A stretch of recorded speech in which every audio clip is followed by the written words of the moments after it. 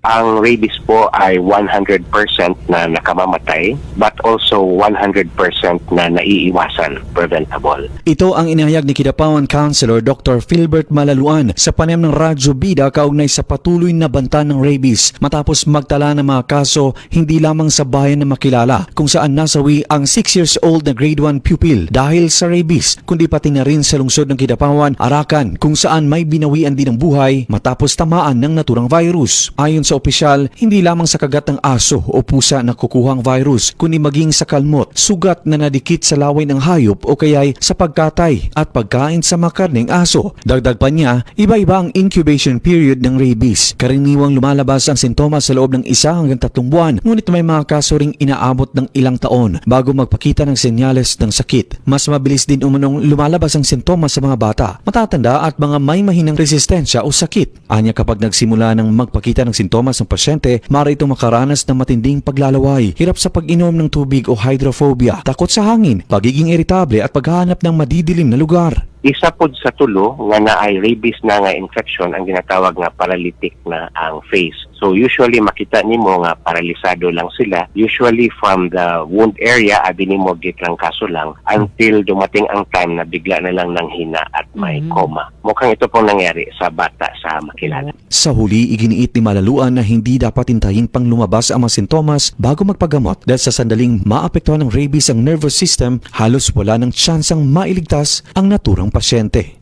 Luigi Alan Totor, NDBC, Bida Balita.